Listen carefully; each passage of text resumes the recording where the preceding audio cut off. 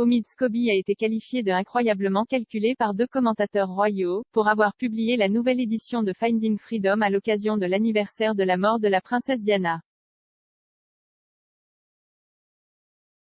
La dernière édition du livre Finding Freedom d'Omid Scobie et Caroline Durand a suscité les critiques des fans royaux, après sa sortie à l'occasion du 24e anniversaire de la mort de la princesse Diana.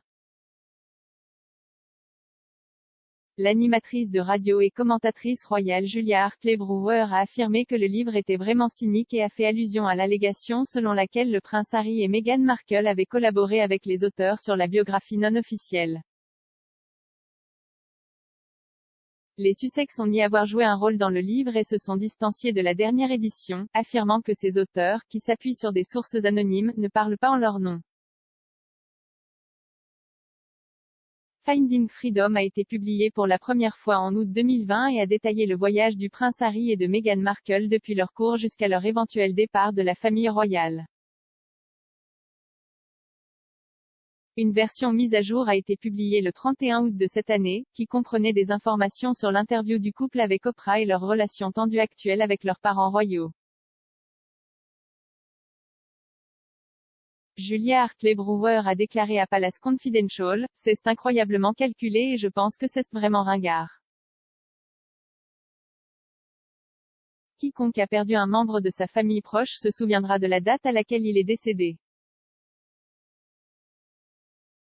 L'idée que d'une manière ou d'une autre personne ne puisse se souvenir du jour où Diana est décédée pour marquer la publication du livre, je pense que c'est vraiment cynique et vraiment ringard. Je pense qu'ils continuent à faire des choses comme ça et à permettre que des choses comme ça se produisent et je pense que cela creuse vraiment le fondement de leur prétention à être eux-mêmes des victimes.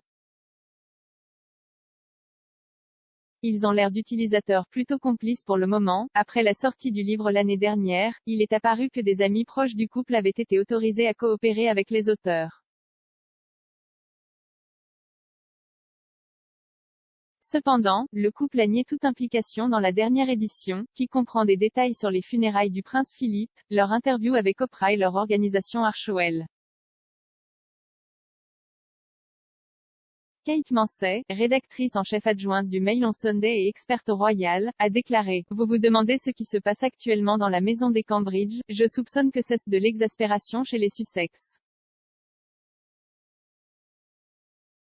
Qui sait si les Sussex y ont joué un rôle, et ce sont probablement les éditeurs qui se frottent les mains et pensent que ce sera un bon moyen de rééditer le nouveau Finding Freedom. Cela semble cynique, certainement du point de vue de l'édition d'argent, mais c'est tout le problème avec les Sussex, il s'agit de gagner de l'argent et d'établir leur marque. Alors que le couple a nié toute implication dans le livre mis à jour d'Omid Scobie, le prince Harry devrait publier ses propres mémoires à l'automne 2022.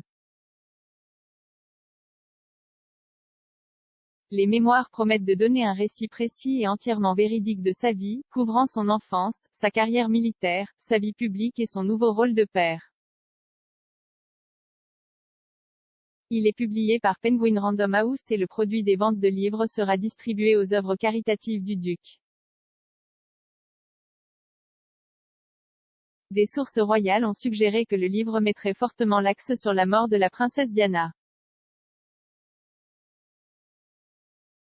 Le prince Harry a parlé à plusieurs reprises de l'impact profond de la mort subite de sa mère sur sa santé mentale, disant à Oprah qu'il n'y avait pas de justice dans ce qui lui était arrivé. La princesse Diana a été tuée dans un accident de voiture le 31 août 1997, à l'âge de 36 ans. Elle et son nouveau partenaire Dodi Fayed étaient poursuivis par les paparazzi à Paris lorsque leur véhicule a finalement perdu le contrôle. Au moment de sa mort, le prince Harry n'avait que 12 ans.